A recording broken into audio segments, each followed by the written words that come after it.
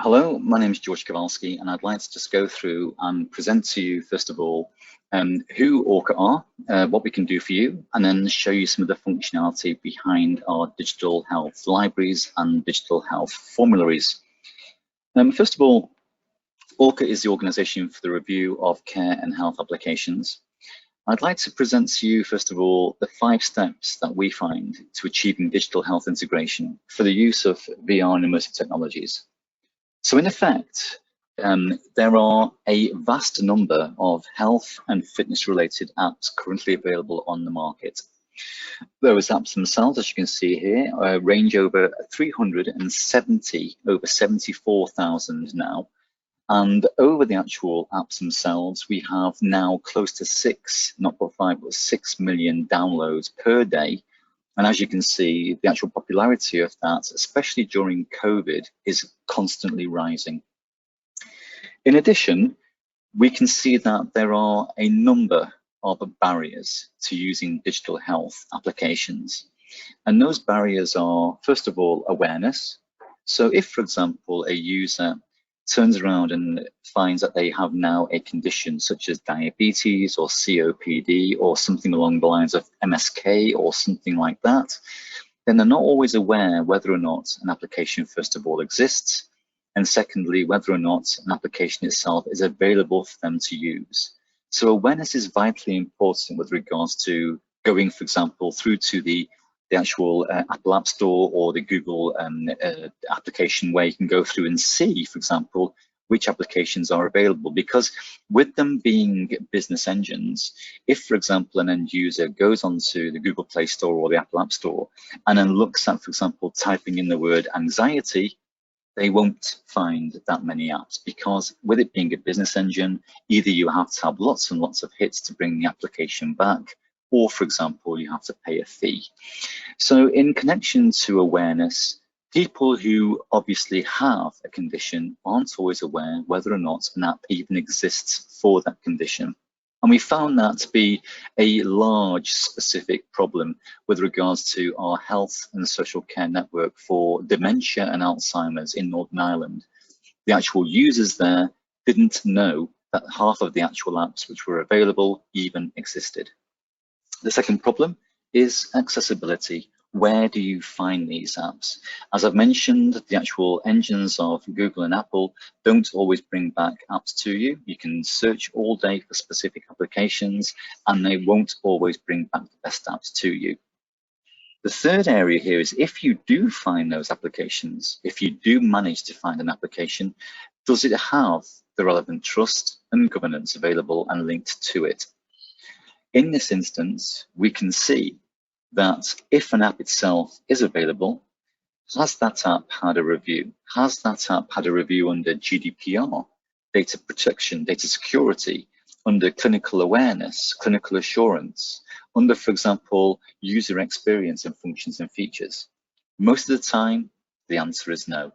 And most of the time, the apps which are available in these specific areas are extraordinarily dangerous. So they tell you, for example, the best ways of killing yourself, even though they are a suicide prevention app, and also they aren't fit for purpose. And it's ORCHA's job to ensure that only the best and only the safest apps are available to the end user. So step one, which of the apps are the best? How do we know which solutions are good? First of all, we, through the actual ORCHA baseline review engine, do a review of each individual application. We do a data scrape of the actual app stores themselves to find the best apps and the most used apps. We then do a 300-point assessment now, covering a vast number of areas, as I've already mentioned, including data security, clinical and professional assurance, and also user experience. We can also go through and undertake an enhanced review. Previously, this was a review which would be carried out for users in different countries. So, for example, if the Mental Health Commission of Canada turned around and said, we would like to have additional questions adding to our review, this is where the enhanced review comes into play beautifully. In addition, there is also accreditation. We can have a look at the actual accreditation elements of each individual application, and we can adopt and incorporate those elements into specific applications on behalf of the organization. So for example, we can look at which individual app is being favored by, for example, an organization, and whether or not they want to add their name to that app to say that they actually go through and accredit the app itself. The second area is telling people which apps are actually good. And in this instance, what we actually go along and do here is we present and produce specific application libraries or digital health formularies. In this instance, you're seeing two examples here of NHS app libraries. These examples, as you can see, are Dorset, which is a library to all the users in Dorset, as well as the communities and the clinicians. And also the second application you see here is specifically for the British Dietetics Association members. So they will go through here and they will look at the applications on their libraries, find the best apps under, for example, the keyword search or the filterization available, and then from there download the applications and use them. But how do we ensure that the best applications are available to the end user? The way we do that is we ensure that we undertake the ORCHA transformation model. And that looks at the target audience. And from the target audience, for example, whether the specific conditions are being adhered to, looked at, the pathway, especially around the areas of cancer, for example, with regards to the patient's care pathways are looked at, and the actual cohort as well. Once we have done that, we then look at the digital health opportunities for that cohort. So we will see, for example, whether the apps themselves are good for self-management, for prevention, for pathway efficiency, and also for patient choice.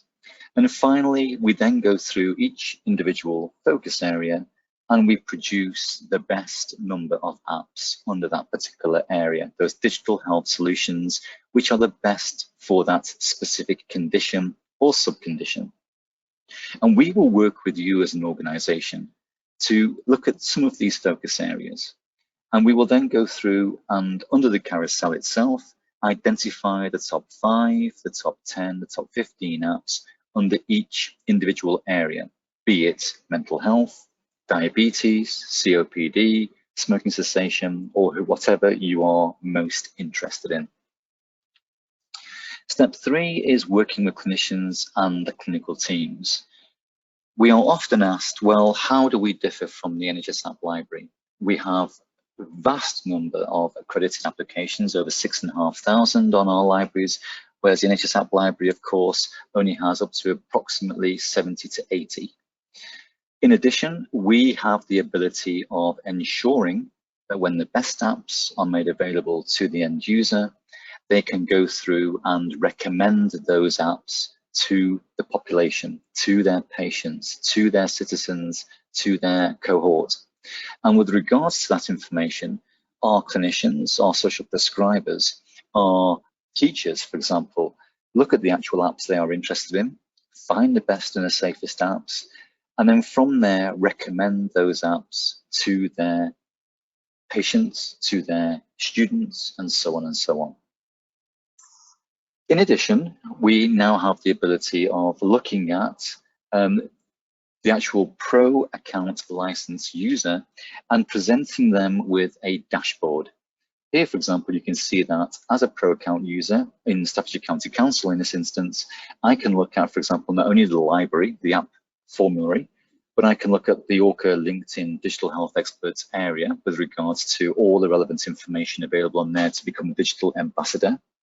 I can also look at my ORCHA recommendations, my favorites, the ORCHA news within the professional health community, and a list of all the up and coming webinars that ORCHA has each individual month. So as an end user with regards to working with clinicians, we have the ability of presenting all the information at your fingertips. In addition, the fourth step is integration into clinical pathways. We work with organizations to ensure that we find the relevant trigger points in a patient's pathway. If, for example, we look at cancer care in this instance, we can review not only the fact that the actual patient who has cancer would benefit from getting applications at certain trigger points, but we also find the best trigger points with regards to recommending apps for stress, anxiety, depression to that patient's siblings, parents, grandparents, and so on, even to their carers. So we can go through and work with regards to our organizations to integrate this particular application formality with regards to the clinical pathway that the actual patient is adhered to or linked to. In addition, we look at ongoing economic sustainability. And this instance here, with regards to this, we actually are working with the London Procurement Partnership, and we can offer a number of licenses for each individual organization to not only recommend the best apps to, for example, their patients, but also to provide that application to the patient free of charge, even if it carries a specific fee. For example, the organization may go through and adopt 100 licenses through the LPP or through ORCHA, and then from there, for the first 100 recommendations to the patients, each patient receives a code where they actually can download and use the application free of charge for the year. In the instance of looking at, for example, COVID-19, which is an area everybody at this moment in time is talking about and obviously is affecting us all, we can see that throughout the actual lockdown, throughout the actual COVID-19 period, there has been a drastic increase in the number of sessions that have been viewed. We have seen a 180% increase in the number of sessions that have been viewed by simply people who are coming onto specific libraries and looking to see what they can go along and download to manage their conditions. In addition, we've seen a 66% increase in page views, where, for example, they will look at specific applications, look at the summary information, the score, and so on, and say, that's for me, or no, it's not. The biggest increase we have seen, and that's through no actual surprise, is that because our patients, because the population now is not going to see their GP or to see their A&E departments, for example, due to COVID-19, the actual recommendation rate of GPs after doing telehealth or whatever the case may be has increased by 6,500%. So we have seen that recommendations of specific apps to patients has dramatically increased during COVID-19. And probably one of the best things that we've seen with regards to digital health is the fact that there has been a 182% increase in the number of downloads of apps which are recommended to the patients. If we look at paper prescriptions for medication, we have around about 50% of medication prescriptions actually adhered to. Some people throw the prescription away. For example, antidepressants, they may not want to take them.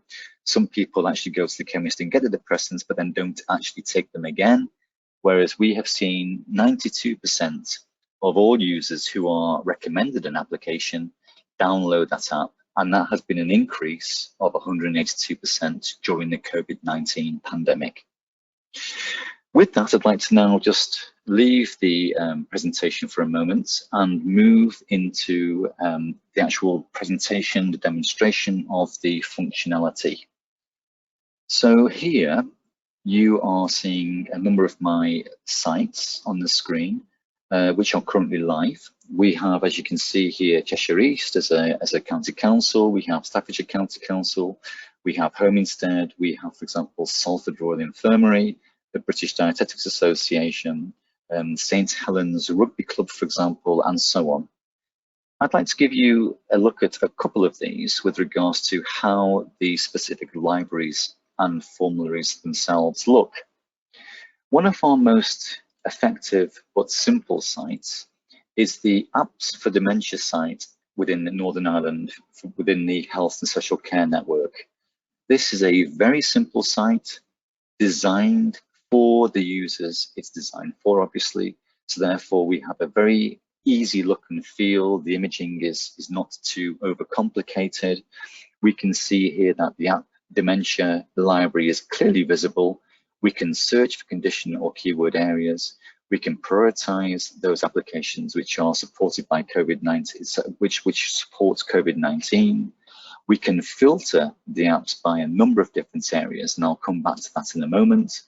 And as I mentioned before, with regards to the carousel across the bottom, we can, through the ORCHA transformation model, find the best top-rated apps for active minds, for brain training, for carer support, for communication and memories, and so on and so on.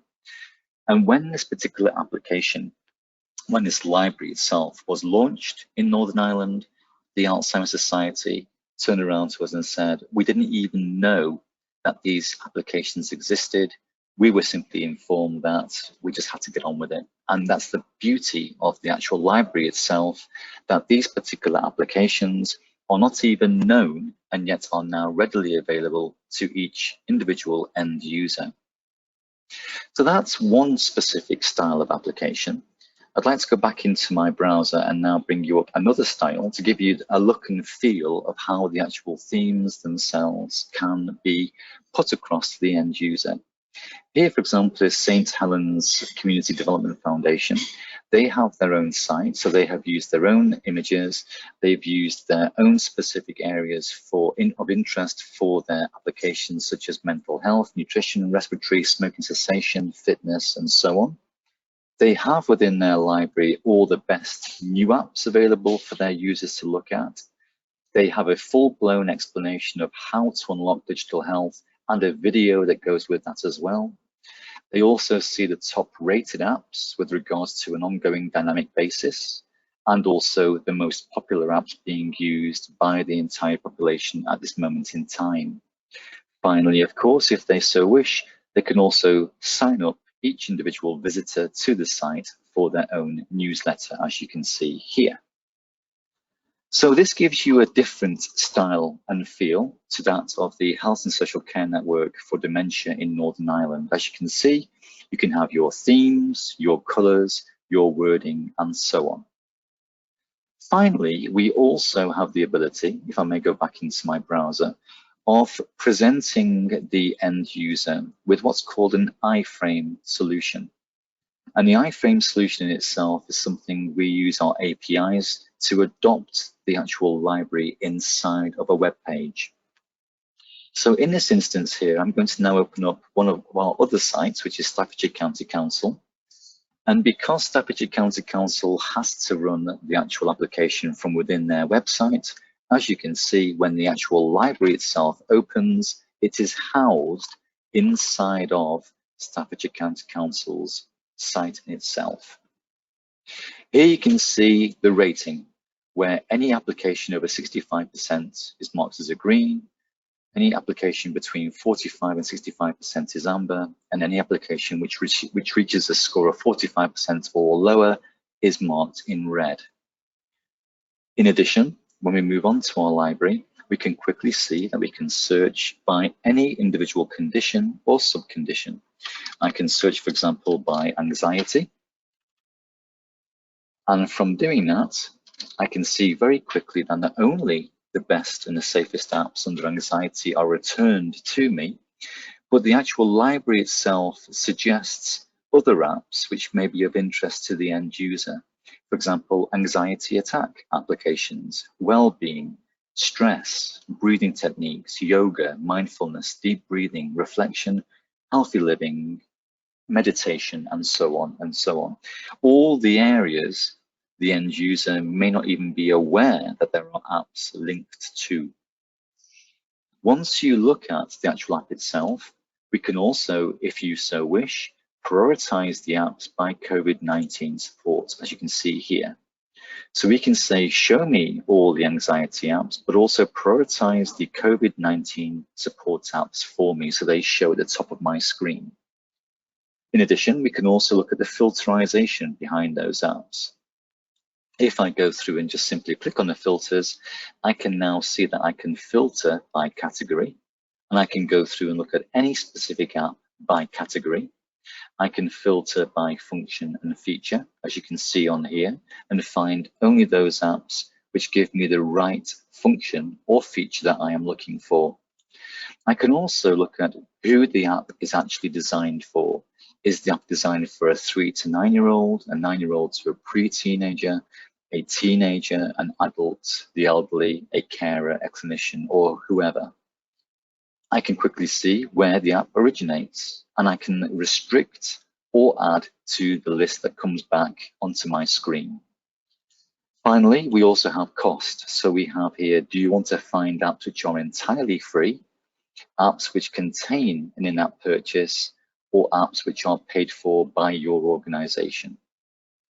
And again, we have here platform, iOS, Android, or web apps. And all of those, once they are selected, are returned onto the screen down here.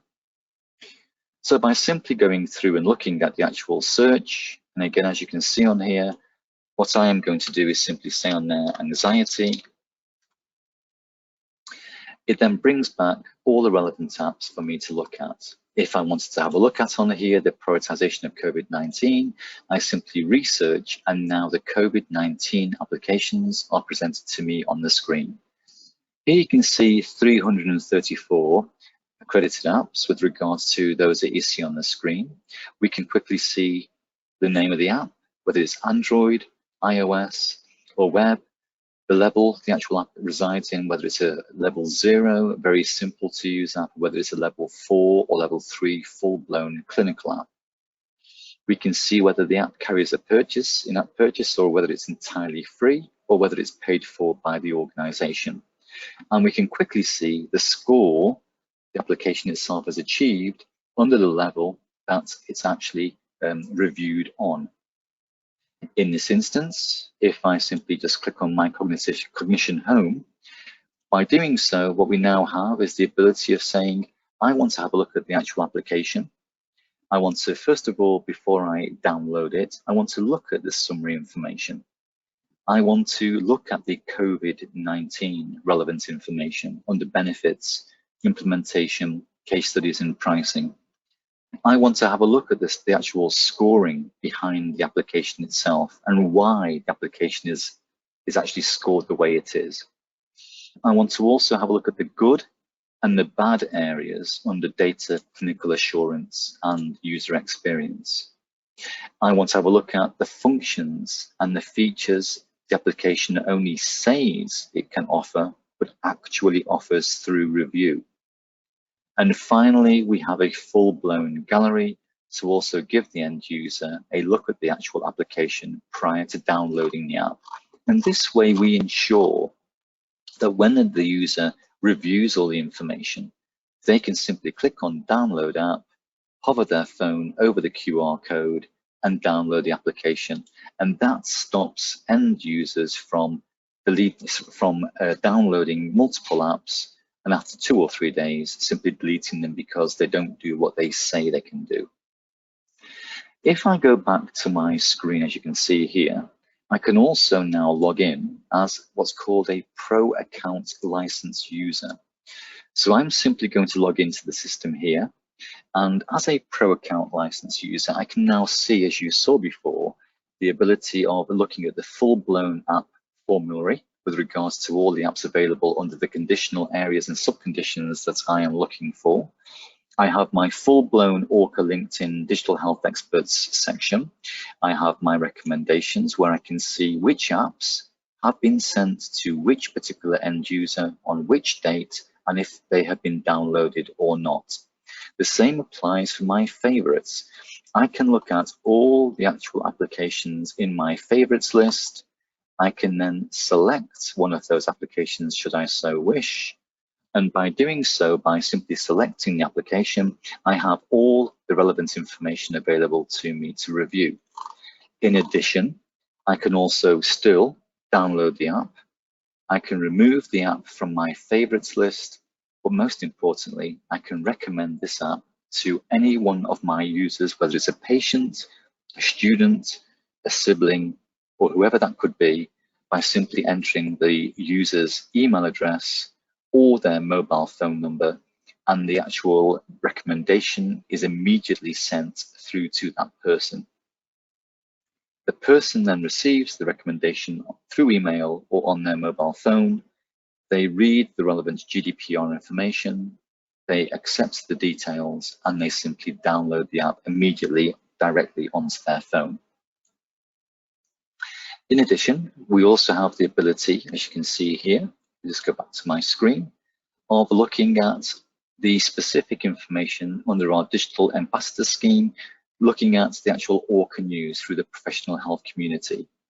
And not only that, but we also have a full-blown list of the regular webinars that we conduct in association with our organisations, such as the Chartered Society of Physiotherapy, the British Dietetics Association, where we talk about areas like MSK, areas such as diabetes, areas like mental health, and of course, health, well-being and fitness. So we have, as an end user, all this functionality, but we don't stop there. We also have the ability through our data analytics team to present each organization with their own data analytics on a monthly basis. So you can see very quickly who is recommending apps, which apps they're recommending, which of those recommendations are being activated and downloaded, how many apps are being looked at each individual month, how many people, what the footfall is onto your individual website, and how that is actually being adopted across the actual community. And we will present those statistics, we present those data analytics to you as an organization on a monthly basis. So I hope that gives you a good understanding of what we have to offer. The functionality you find here, whether it's using an API within a web page or not, you will decide and define your identification, your theme, your colors, your images, your specific wording. You will define through the actual carousel those areas of most interest with regards to conditions. You will then be presented with the top 5 or top 10 apps under each individual top rated area. And you will also, of course, have your best new apps, your top rated apps, and your most popular apps on your own individual localized web page, or if you like, your library or formulary. So that concludes my presentation. I hope it has been of interest. And my name is George Kowalski. I'm the Business Development Director for ORCHA. And if there's anything I can do for you with regards to further presentations or demonstrations, please contact me on george.kowalski@orcha.co.uk. Thank you very much for listening. I hope to speak to you very soon. Take care.